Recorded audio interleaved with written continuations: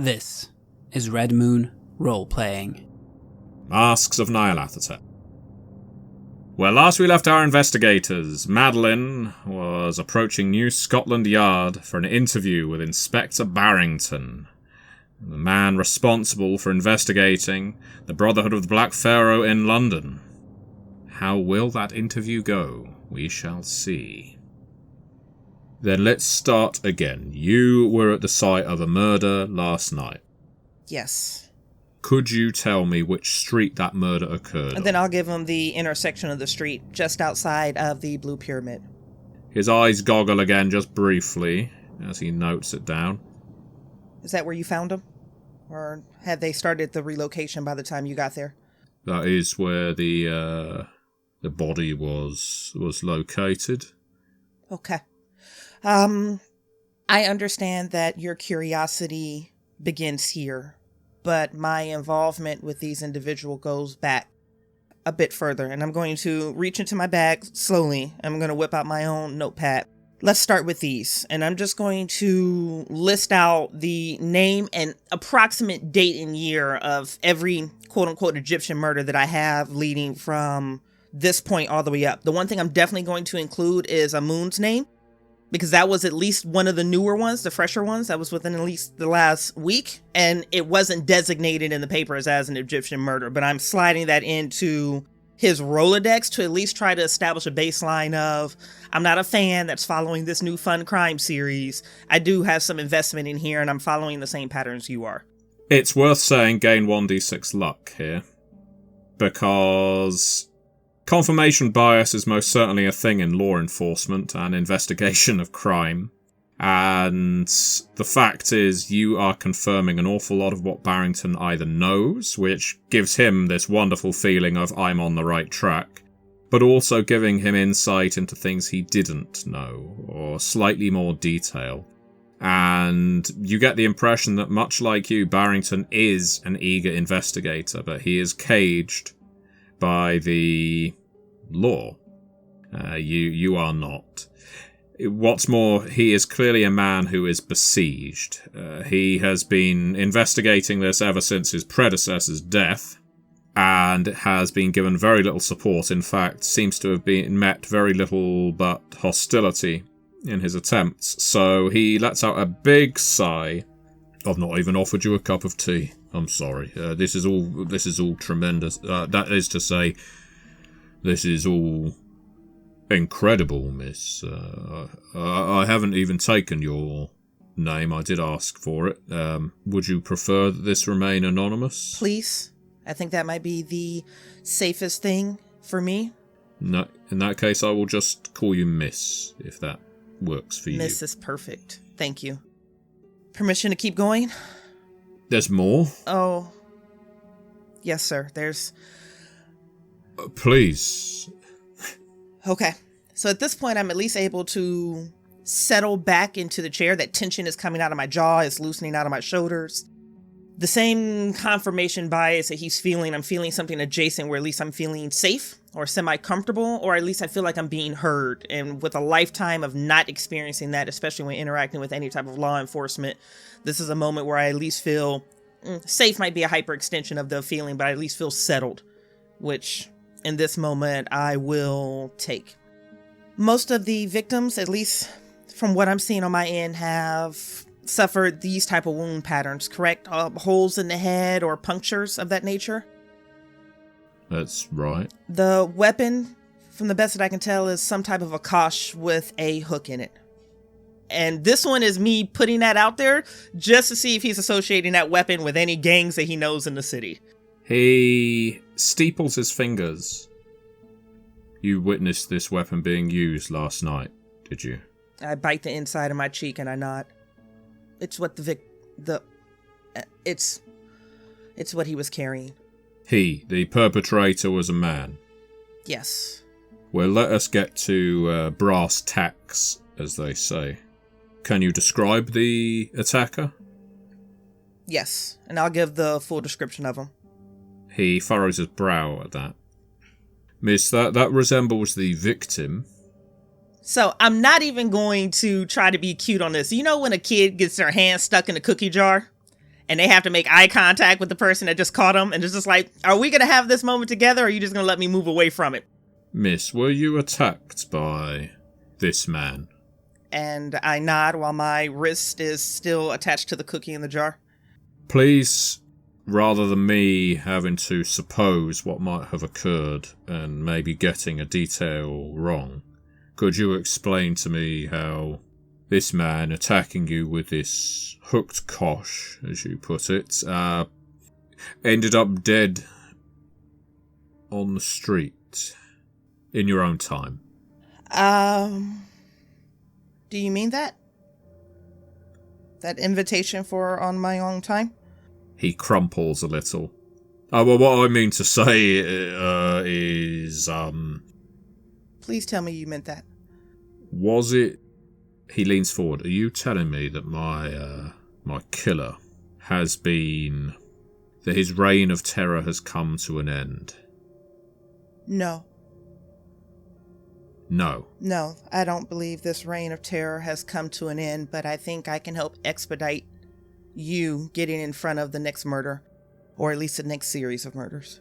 He is momentarily distracted then from the desire to ask you, did you kill this man in self-defense? And invites you.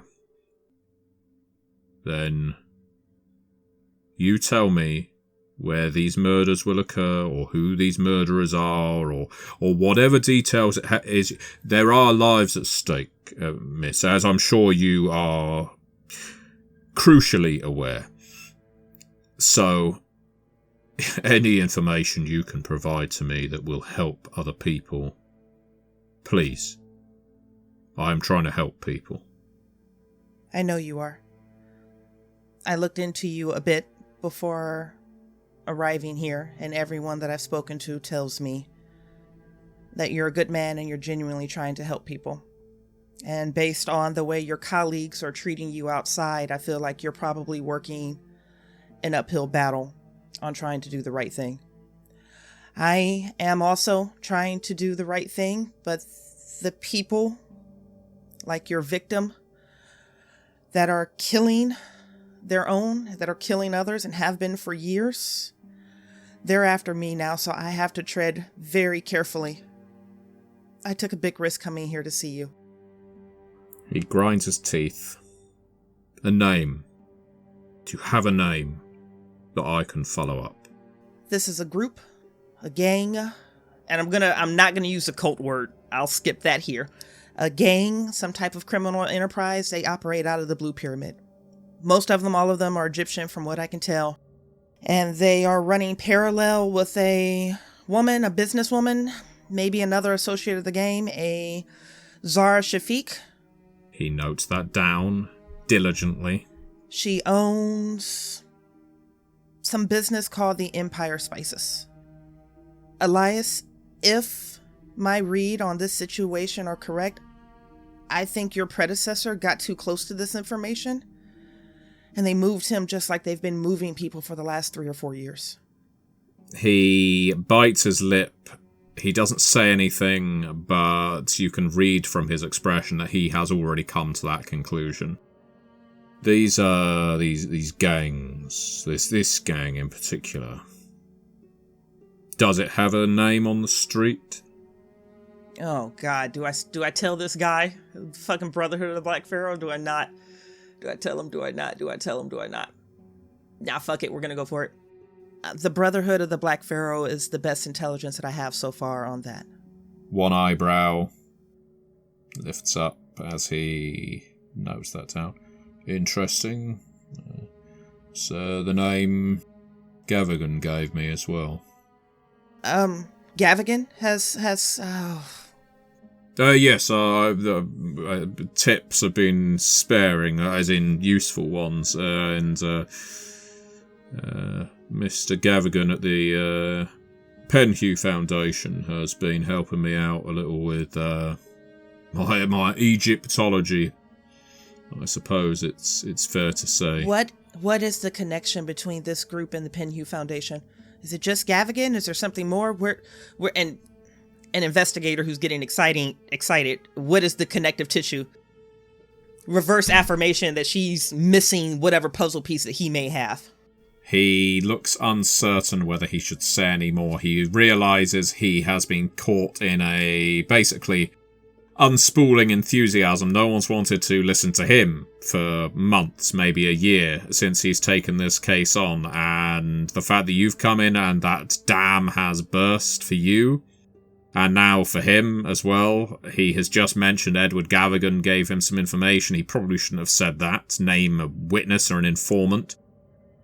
But I would like for you to make a fast talk roll, please, because this is very much a case of fast talking your way into a confidential situation.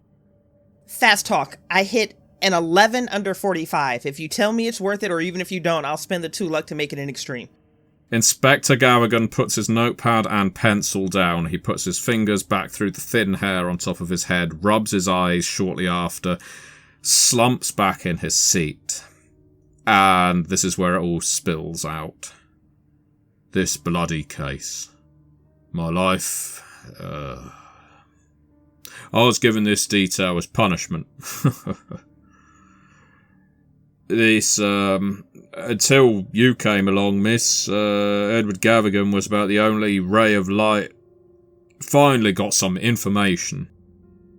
Where he was said that, these killings, the way... I brought him on as a consultant. He's one of the foremost experts of Egyptology in the city, and so I said to him... I went to him with my limited time, and said to him, can you tell me anything? I can give you some information nobody else will know about these Egyptian murders, and he just dove straight in there like a hunting dog. He came back and he said the way the wounds were marked on the victims, you know, what you've already mentioned, matched the way that the Brotherhood of the Black Pharaoh would once kill their victims. He said that they were an ancient cult and these murders imitated them. He was certain that the number of murders was higher than what we had down. I had a witness to one of the killings, who came upon a dying victim after hearing a commotion, said the victim cried out, Hotep. I went to Edward Gavigan, he confirmed that the word means rest or peace or such. And that name you gave me, Zara Shafiq, she worked with the Penhew Foundation in the past. She was in with Gavigan when I went to see him. She was there at the time. I assume she was some kind of secretary or business associate. Put I blinkers on, miss, assuming that because she was the middle-aged woman in Gavigan's office, working for him, and because when I didn't even ask her to leave, I just assumed she was taking notes or something. But she laughed. She said that Brotherhood of the Black Pharaoh doesn't exist anymore. There wasn't anything else to say on the matter, and I don't know what it was about the way she said it. Completely shut me down, killed my will to keep looking into it. Something about the strength of her voice. I know that might sound ridiculous, miss. Here I am, inspector of the yard, crying the blues right now. Then this fella came along, like my namesake, who was interested in the case like you are. His name was Mr. Elias. He was American like you, and I wanted to help him. I wanted to help him, but for some reason I couldn't bring myself to do it. I was so down in the dumps. She just said to me, they don't exist anymore. Put it from your mind. And so I did. So I've just been sitting on it. See? Doing bugger all with all this information. And now you've come in and it's all like old gunpowder being ignited again, just burning away. Is it? Is that ignition real? Do you feel it? Do you feel like you may be able to move on it? I don't know, I got no evidence, so still all hearsay, but now that you brought Zara Shafiq's name into things as well, I didn't know she ran her own business. I haven't even thought of her since she spoke to me, but she's connected to all of this. And he looks at you.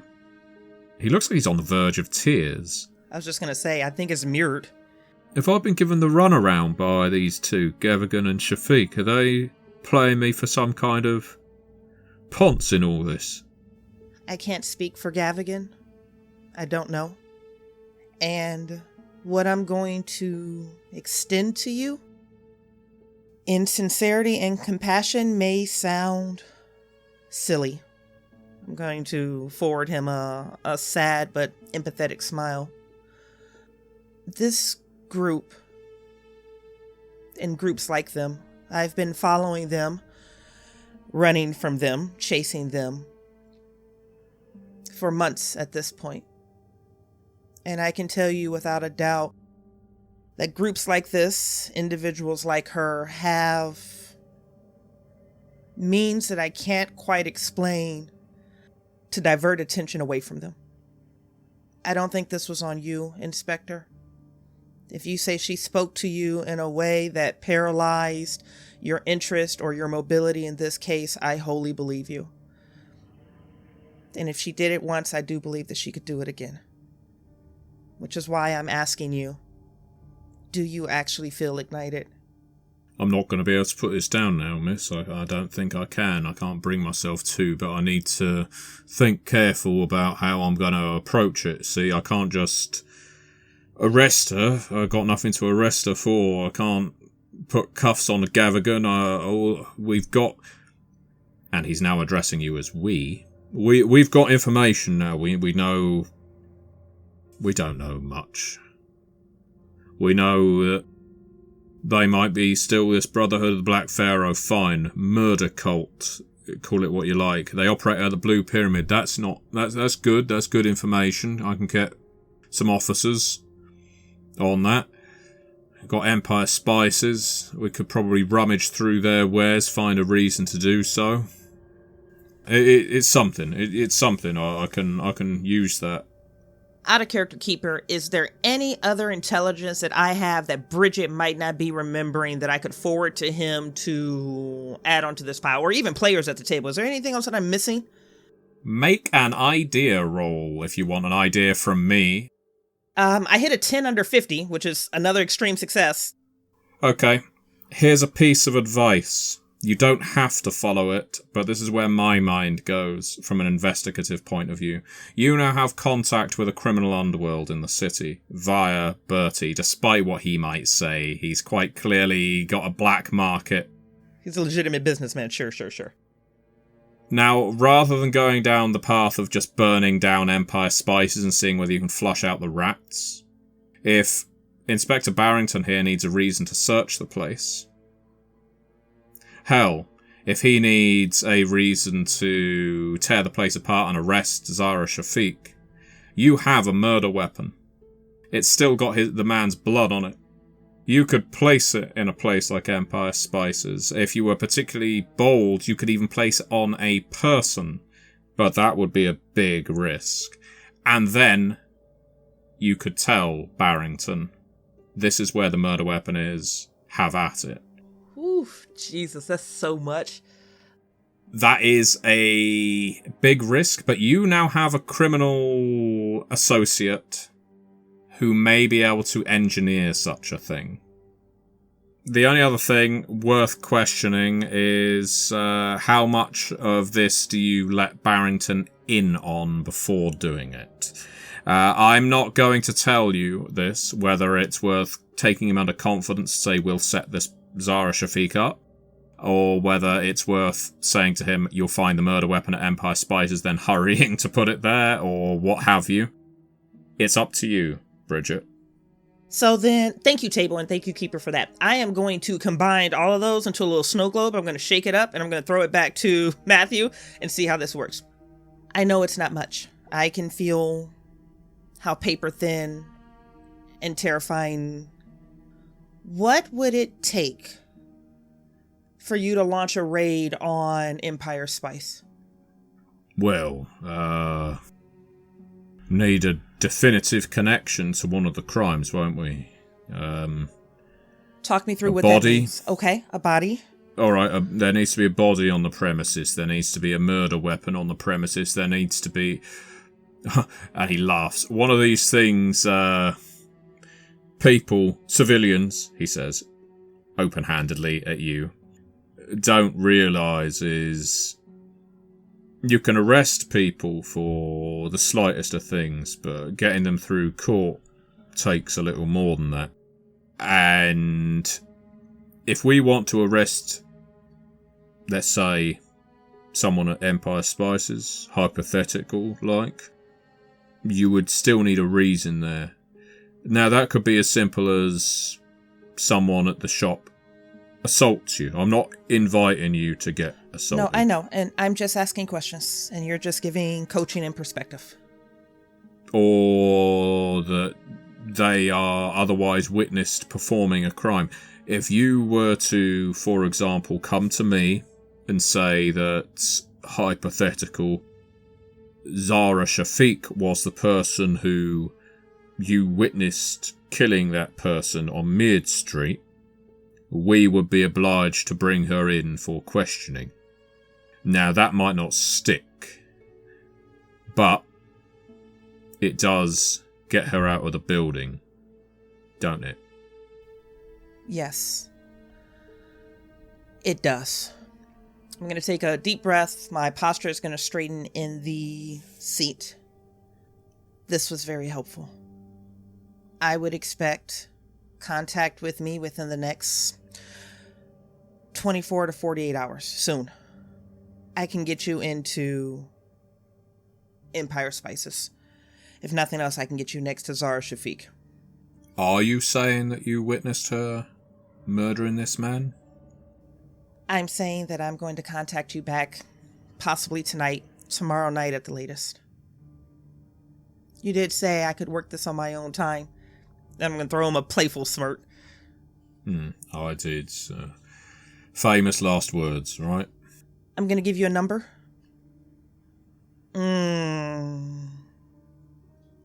Someone other than me may call you if something happens between now and then. But I'll do everything that I can to keep you in the loop. I appreciate that. Thank you. I hope this will put an end to this awfulness. I'm sorry that you have been struggling with this in the capacities that you have. It's unfair that these individuals are dying, and it's unfair that you've gone this long being unheard. But we may be able to change that. He gives a half smile, nods. Do you need an escort out of here? Somewhere else? No, but if you could escort me out of here and, I don't know, admonish me for wasting your time, or argue that the intelligence that I gave you isn't worth the reward, that would be very helpful. Well, that I will do. He gets up, puts his notepad away back in his pocket, extends a hand to shake yours. I'll extend mine and shake him as well. Good luck, Inspector. You're not going to be able to do this out in public. I know. Right, you follow me. I am going to stop. I am going to take a massive, deep breath, and then I'm going to get the tears started. He opens the door, leads you out, and commences a tirade of, "You're frankly lucky I don't charge you for wasting police business.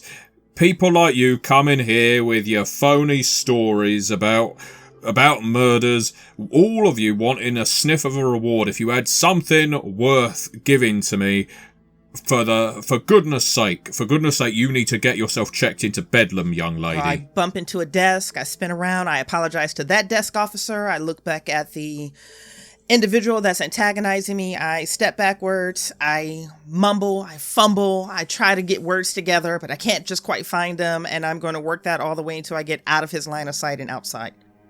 That's it, and don't come back. Unless you've got a crime to report. And I am going to blend in as quickly as possible if I can with the sheer gratitude and relief that I wasn't just arrested for murder, because that could have gone so terribly wrong so quickly. It was a hair's breadth from that occurring. Bertie, while Madeline is being grilled and indeed providing choice morsels to Scotland Yard, what is Bertie up to? There's one thing I did want to take care of, and like I said, I wait till about 5 o'clock, so evening soon at hand, hoping that my tails will likely have either given up for the night or be thinking they're wasting their time. Maybe not, but, maybe it doesn't matter if they follow me to where I'm going. Because I am, at the end of the day, a deeply superstitious man. I am a God-fearing man, but, and I often keep this to myself, that doesn't necessarily mean I don't believe in other things as well, especially in some of the things I've seen when I was over in France, and some of the things I've dealt with and read about. There's an awful lot of mythology in the world, and I'm the kind of individual who likes to play it safe. I don't believe you should be messing around or mocking anybody's gods or customs. You never know. So, finding out that these folk are not only murderous bastards, but also have some weird possible link to an ancient, very nasty sounding bunch of folks, it's made me a little cautious. So, I wanted to just do a little quick visit to a little shop on Portsmouth Street, Lincoln Inn Fields. Little curiosity shop. I've done business with this particular shop a few times. They do some interesting stuff, and again, while I don't meddle too much, I know a lot of other people do like to meddle, especially during this period, and they can pay an awful lot of money. So I like to think I've done good business with this place. And I just like to go because I am a bit of a jack of all trades when it comes to my historical knowledge. I read books about everything, but I wouldn't, despite wishing I could, be able to truly claim I'm an expert on anything. So I'm hardly an expert on Egyptian mythology, but I do know that most world religions have, in their own ways, protections, charms, things you take to ward off those evil spirits. I'm wondering if they have anything of an Egyptian nature, just to keep in my pocket. You speaking to the retailer of this old curiosity shop? I reckon I would. To be fair, there's nothing unusual about this. I think I'll probably try and sell it off as me just interested in making a purchase for my own shop. Well, Felicity Prendergast, who runs the place, is very interested in your interest and sidles up to you. She's an older woman, but you have a certain charm to you, Bertie. Goes without saying, a certain way of speech that can let someone can make someone let their guard down. It's true. So you're interested in Egyptian wards, then, is it? Yeah, that's right. I'm not an expert, but I do know, Horus, he's like a big one, isn't he? Like a Zeus or an Odin. Oh, those Egyptian gods are very much second tier to the Egyptians. They were the originals. The very first. It's something I've heard, and again, I know that there's not much. I don't think there's too much adversary relationships between their gods. Too much, It's not like they have. Well, I suppose actually. Do you think they have an equivalent of the devil? Well, pretty much all mythology has some kind of creature that, or creatures that want to gobble up your soul or keep you on the straight and narrow, as I'm sure you can imagine, she says with a smile of yellow teeth. So you are looking for some kind of protective amulet, or I could arrange such a thing. I can get you something like that. I'm quite happy to help you. I'll be appreciative. Again, I've had a buyer who's interested, and I just thought maybe you could help me out. Maybe I can share some of the profits if it goes well or not. Bertie, you've been to this shop many times because of your... And she says this almost pityingly, superstitions. And I am always happy to help you. You don't need to describe this as selling it to somebody else. I know that you get this for your own collection, and that is quite agreeable. Oh, you can read me like a book, dear, and you're not wrong. Maybe it is. Again, I'm trying to expand, and Egyptian stuff, it's a bit on the rise, isn't it, lately? There has been a lot of Egyptian news ever since Howard Carter and the Tutankhamun exhibition. No one can stop talking about it. Oh, blimey, right. Imagine going on an expedition like that. Be interesting, that would. Well, take me by the arm and I will direct you to a nice cabinet filled with choice artifacts, and then we can start talking about your budget. Lead the way, madam, lead the way. As I chuckle a little to myself, and again, I'm sure such a thing won't be needed, but you never know. You never know. You know, she says, looking through the glass pane of one of her cabinets. It's often young men, sometimes women, but mostly young men coming in here wanting a protection or a blessing or sometimes a curse against this or that. People pretend that science and truth and... and she looks at you. Rationalization is the answer to every single one of the world's ills, but deep in their hearts everybody knows that there is more out there than your philosophy. You're certainly not wrong. I mean, hell, it's funny, isn't it? We all believe in the God Almighty, but you start saying that some other things might be out there, and that's ludicrous. That's never made sense to me. Oh yes, I've sold protective pendants, daggers, shields, little icons people like to wear around their wrist. It's an interesting trade. You meet very interesting people. Here you go. This is what we're looking for. She opens a cabinet, pulls a box out, places it on the countertop, opens the box, starts pulling out packaging. This is a special one. It is only for you. I lean over and curiously have a look. Make a luck roll, Craig. 9 under 44. This, she extracts an eye etched into sandstone with quite a florid glyph around it. He's sometimes referred to as the Eye of Horus. That is incorrect, and she holds it up to the light. This is the Eye of Thoth. He was the god of wisdom and knowledge. Thoth was not a warrior. Thoth was a god who you prayed to for wisdom and intelligence. Magic. This little sandstone ward, it doesn't look like much, I grant you, but this was carved 3,000, 4,000 years ago. I'm holding it in my bare hands. Can you imagine that? Holding something 4,000 years old in your fingertips. Feels like power. It's yours for £200.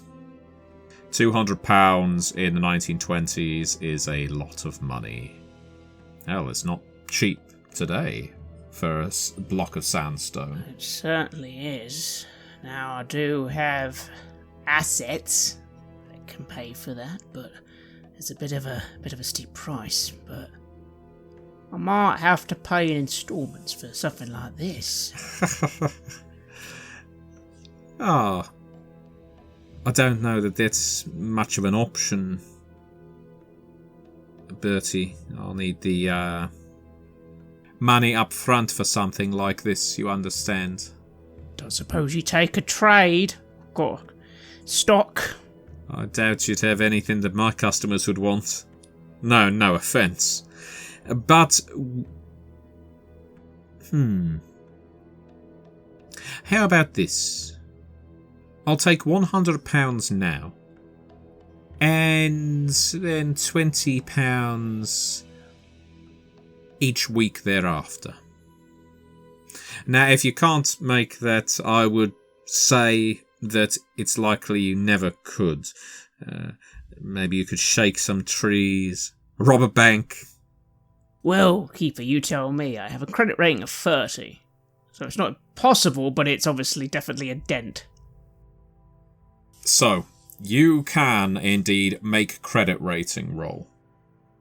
Here's the risk. If you succeed on a regular credit rating roll, as in between 60 and 30, your credit rating is going to go down for this purchase. You'll buy it, but your credit rating will decrease.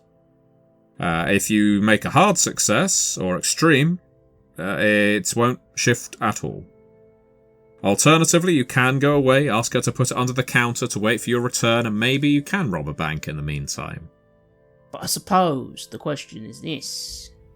At the end of this immediate bunch of activities, am I going to get some of my money back? Because that's what I would very much like from this Miss Zara, especially if something was to happen to her assets. So maybe it's a bit of a gamble. And again, I feel something about this. This feels good. Hell, I can even sell it myself. If I truly need to. And, well, I could afford the initial cost. And the future's the future. After all, I might be dead in a month anyway, so I don't have to worry about it. Let's roll credit rating and see how bad it is. Yes, if you fail, it just means you can't get hold of the cash right now. You'll be able to eventually, but you can't gain this protective icon straight away.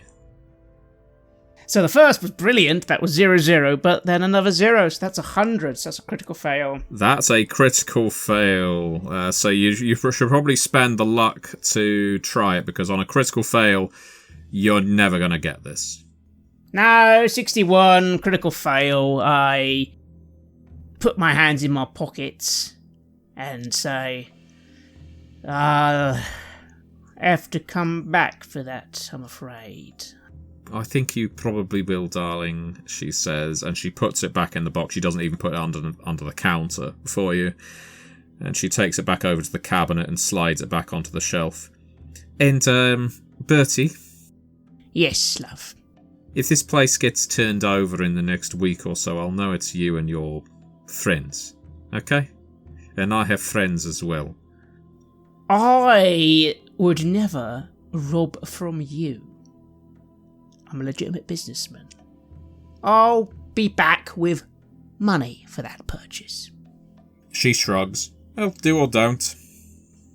It was a lovely time having a conversation with you. It was. Albert, give my regards to your brother. I will.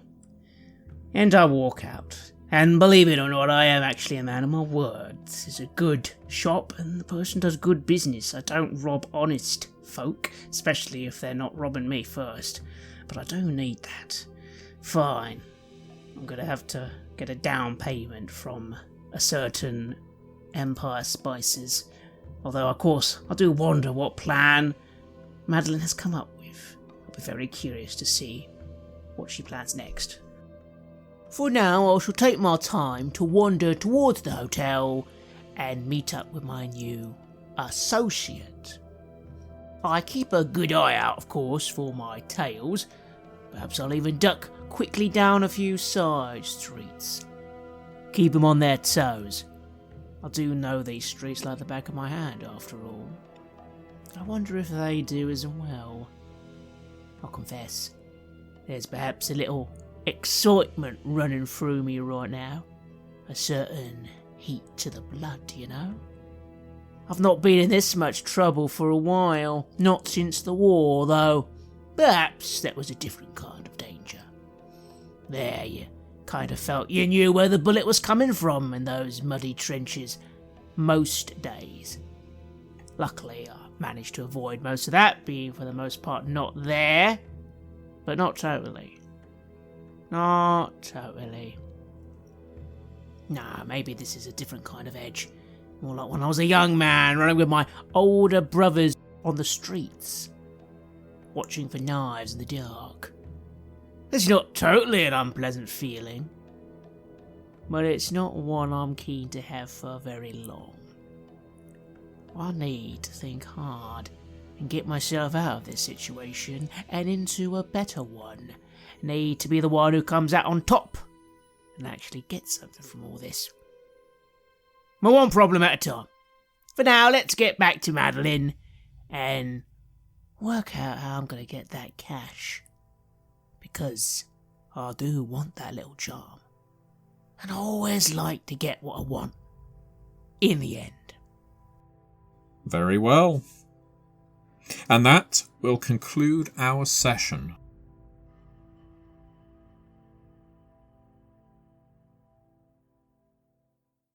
You have listened to an episode of Red Moon Roleplaying, where we play Masks of Nyarlathotep for Chaosium's Call of Cthulhu 7th edition. Joining us as our keeper is none other than our dear friend Matthew Dawkins, and we were also joined by Bridgett, Jeffries, and Eddy Webb.